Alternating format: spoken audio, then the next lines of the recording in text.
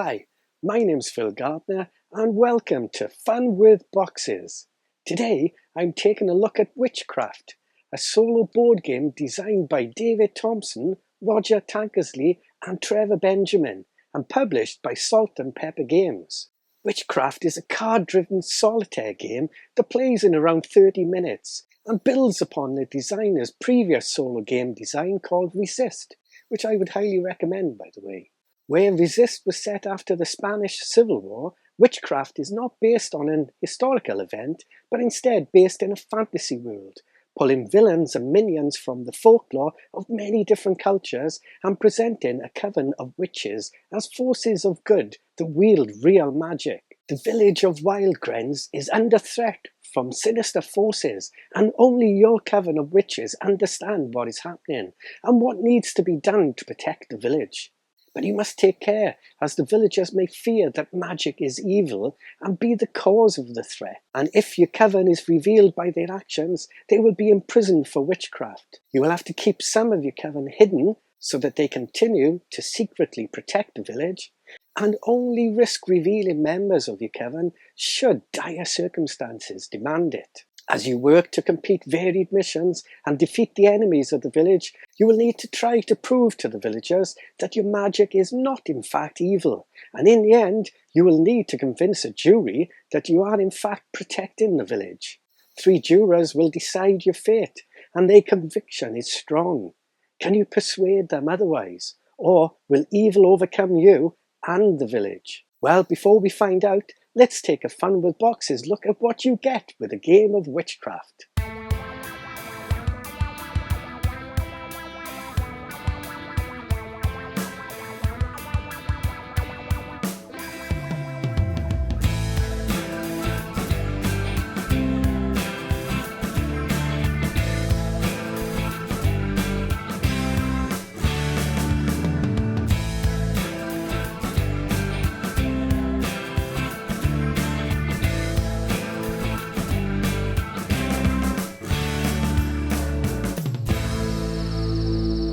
Midnight bell tolls on the streets of Wildegrens as the villagers shutter their windows against the darkness. Something moves through the night, in the forest, through the fields, across the old battlefield. The isolated village is in danger. Crops are failing, animals are dying, and villagers are disappearing. Townsfolk are scared. Some of the women are fighting back, but the villagers suspect that these women may be dealing with the devil himself. Behind the old school, a shadow crosses to the town well.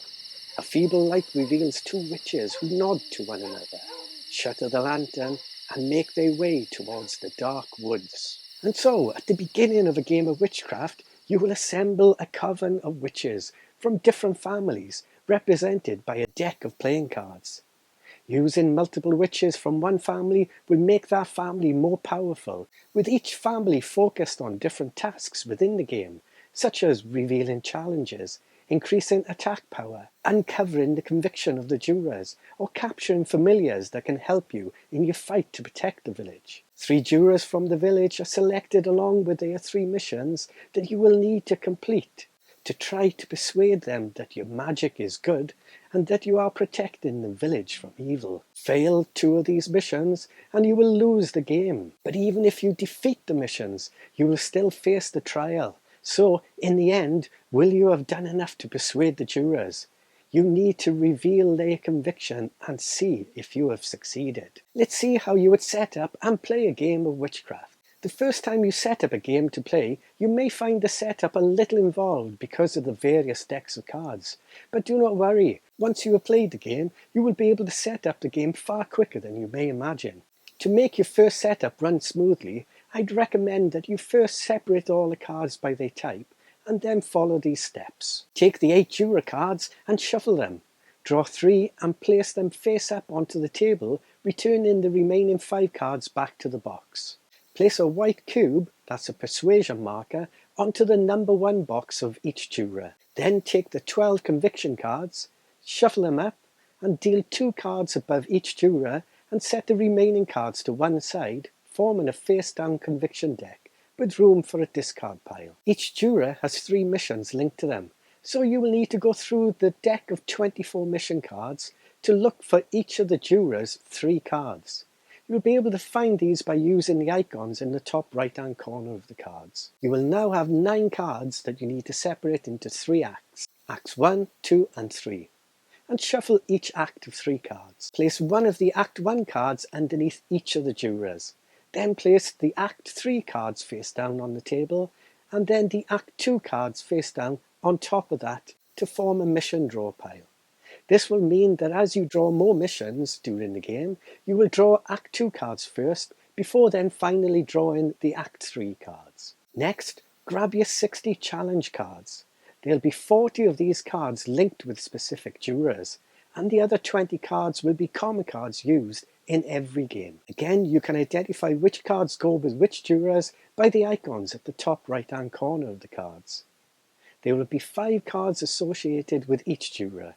So get these cards for your 3 jurors and add them to the 20 common cards and give them all a good shuffle. The 20 common cards are the ones that do not have any icons on them. Then you will need to deal a certain number of challenge cards underneath each mission, as indicated by its challenge number on the bottom left-hand side. Place the remaining cards close by in a face-down deck, leaving space for a discard pile. Next, take the 8 villager cards and simply shuffle these and place them in a face-down deck, leaving space for a Lost Souls discard pile. Now we select our witches. First, remove the 4 witches with this icon. These are only used in the additional play modes for the game that are detailed in the Tales of Wildegrens booklet. Then, for your first game, find the following 12 witches which will appear on your screen now. These will form your starting coven. Shuffle these and place them in a face-down coven deck to your left. The remaining 12 witch cards you will shuffle and place them face down to your right, and these will be your recruit deck. Once you have played a few games with these recommended starting witches, you will draft which cards you will start your coven with and which will start in your recruit deck. These are detailed in the rulebook, but for now, stick to the starting witches. Finally, take 3 curse cards and shuffle them into your coven deck, placing the remaining 3 cards face up onto the table. And then draw a starting hand of 5 cards from your coven deck, which will be the main deck you use in the game. And you are ready to play. Before we look at how the game plays, here are a few concepts you will need to be aware of. Curses. These cards represent evil magic working against you and are totally unusable and will only clutter up your hand. Certain actions and effects in the games will cause you to gain more curses by placing them into your coven discard pile, or to lose curses by returning them back to the curse pile. But you need to be very careful here, as you do not want too many curses, because not only are they a waste, but if the curse pile is ever empty and you are told to gain a curse, you will immediately lose the game. And also, if you ever draw a new hand of cards and there are no witches in it, again you will lose the game. Missions. These represent the locations and situations the witches must overcome to protect the village, and help prove that their magic is good and not evil. If you overcome a mission, it is discarded and a new one drawn, but fail one and it's flipped over and remains in play, blocking any further advancement through that particular mission. And if you fail any 2 missions, you immediately lose the game. Challenges. Each mission will have a certain number of challenges attached to them, providing certain threats and opportunities, which you will uncover when you choose a mission. Though, certain effects may enable you to turn over some challenges before you even choose to attempt the mission, providing you with a valuable glimpse at what may lie in wait for you. Familiars. Familiars are certain magical animals that may join your coven and help you in your efforts to win the game. You will find these in some of the challenge cards, and they can be captured and used for their benefits. Jurors. These are the jurors you will face during the trial at the end of the game, and these are the people you have to convince that you are good and not evil. Each time you overcome a mission, you will gain persuasion over 1 juror, which you will record on its card. In order to convince that juror at the end of the game, you will need to have reached a certain level that must be met or exceeded, and that's the total of its conviction cards. However, you will normally only reveal these during the trial, So you need to hope you have persuaded each juror to the right level. Though, as with the challenges earlier, during the game certain effects may allow you to reveal a conviction card before the trial, again giving you valuable insight into how much persuasion they may need. Villagers. These represent the villagers you are trying to protect. If you ever lose villagers, you must draw and discard a villager's card from the deck and place it face up into the Lost Souls pile. If you ever have 5 or more villagers in the Lost Souls pile, you lose the game. And if you ever draw a 0 card, no villagers are actually lost, and instead you shuffle that card back into the villagers deck. And finally onto the witches. The coven deck, discard pile, hand of cards and play area are the active members of your coven. And you will cycle through these cards as you play through the game. As you play, you will be keeping some witches hidden for them to continue to work for the good of the village. But others, you need to perform powerful magic that will reveal them and unfortunately gain the villagers' attention, and they will be quickly arrested and put into jail. This will reduce your coven cards and really limit your actions as you play the game, as you will have less and less witches if you use them for their full potential. But certain abilities will allow you to recruit more witches from the recruit pile, or even take back witches from the jail pile. And it is how you use your witches that is key to winning or losing the game. And boy, this game is a tough beast to win, let me tell you. And now onto the gameplay. I will just cover the basics here with no strategy tips or anything like that. The game is best played and discovered all by yourself, and you will learn what you need to focus on to get yourself into the best position to win the game by reacting to things as they unfold in front of you. You play the game over a series of rounds, each divided into 6 phases. Play witches, choose mission, play remaining witches, resolve the mission, optionally end the game and go to trial, and finally recover. But first, a note about playing witches. You will be able to play witches in phases 1 and 3, and you must play all the witches in your hand. This also includes any received from special actions and effects as you play. Don't forget, any curses you have do nothing other than take up room in your starting hand of 5 cards. So the more curses you have cycling through your hand and discard pile, the more difficult you will find your position. Because if on a turn you draw your hand of 5 cards only to find 2 curses in there, then all of a sudden that round you only have 3 witches to play with, really limiting your ability to succeed at a mission. When you play a witch, you need to choose to reveal them or keep them hidden. Witches that are revealed are more powerful, but will attract attention and go to jail at the end of the round. However, hidden witches remain in your coven and go to its discard pile and will be available in later rounds to use again. If you play a witch as hidden, place it to your left. If you play it as revealed, play it to your right. This makes it easy to see, as the witches on your right will go to the jail pile and the ones on your left will go to the coven discard pile. After playing your witch, you may perform its action as detailed on its card, though you do not need to if you do not want to. Now you know more about witches, let's look at these 6 phases of play. Phase 1. Play witches. You can play any number of witches from your hand, before then progressing to Phase 2, where you will choose a mission. Phase 2. Choose a mission. Choose one of the face-up missions and then resolve any not chosen effects of the other 2 missions, if there are any. And cover, that is, flip face-up all challenges underneath your chosen mission. Then resolve any chosen effects for that mission and any chosen effects for its challenges. Phase 3. Here you will play any and all remaining witches in your hand. And remember, you must play all your witches, whether you use their abilities or not. Phase 4. Resolve mission.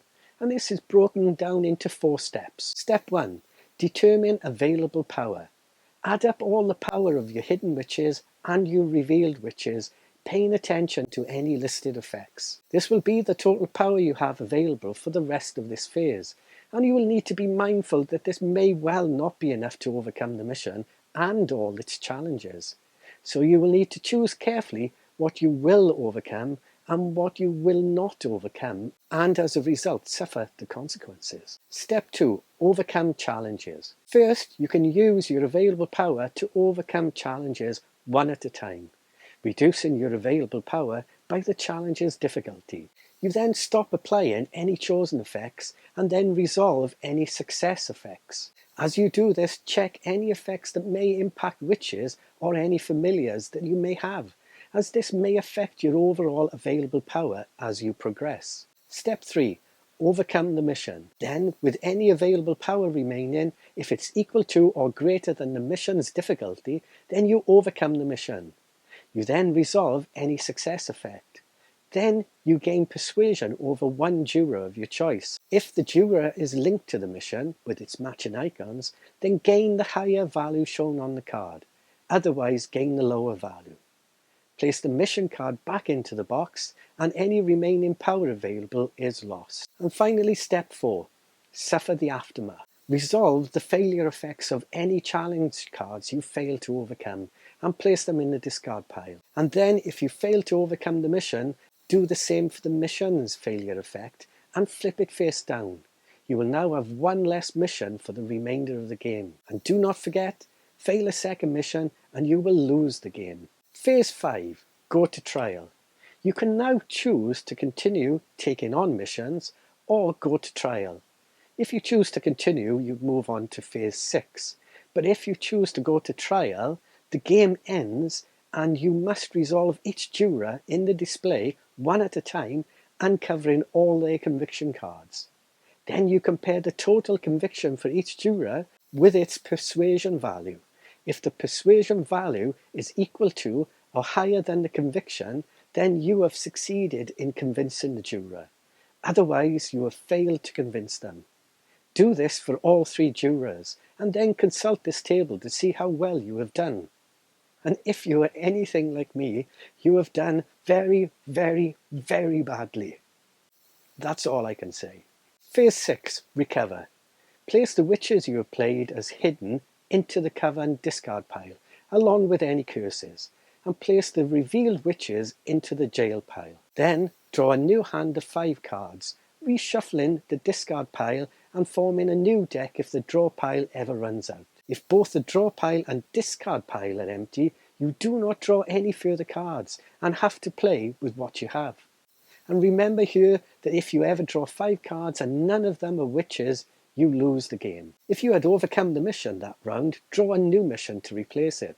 Plus, draw a number of challenge cards equal to its challenge rating and place these face down underneath the mission. If the challenge pile has run out, shuffle its discard pile and form a new deck. And then begin a new round. End of game trigger reminders. The game can end in a number of ways.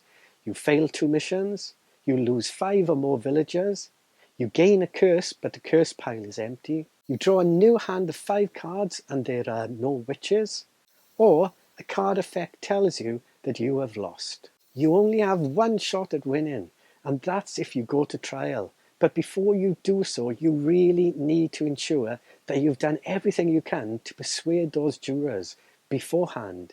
Otherwise, you are in big, big trouble. And there you have it. That's how to play Witchcraft. I really hope this gives you a good idea on how the game plays, and also helps you perhaps with your first few games. Well, this is another cracking game from Salt.Pepper Games, and another cracking game from David, Roger and Trevor, who really have knocked this one out of the park. What a fantastic game this is. But dear villagers, oh, this game is so hard, just so brutal. I'm pretty sure your first game or 2 or 5 or 6 will end in defeat, and it will take a few more for you to grasp the synergies to even get close to a draw by the end of the game. It's just so darn tough, and well, that's what I would want it to be. If it was easy, then I would be less inclined to go back to play it again. But with Witchcraft, the challenge is so great, it literally demands you to replay it. And it also has tremendous replay value, just with the core game itself. But on top of this are 9 standalone tales to play in the enclosed additional booklet called Tales of Wildegrens. I've not had time to tackle this, and truth be told, I'm still trying to get anywhere near a win on the main game. But this extra content just makes the game even greater value for money than it already is. If you love your solo games, then you really need to pick this one up. It will be a real challenge. And if you're thinking of getting a solo game and giving it a go, while there are tons of easier games out there to win, there are not many that offer this challenge along with a rule set that is clear and easy to understand and as fun to play as this. Why not give it a go? But be prepared to be tested to your limits. So, Witchcraft, 2 fun with boxes thumbs up for this great solo game. I do hope that you have enjoyed taking a look at Witchcraft with me. Please consider giving it a thumbs up and even clicking the old subscribe button. That would mean the world to me. And in the meantime, thanks as always for watching. Please take care and bye for now.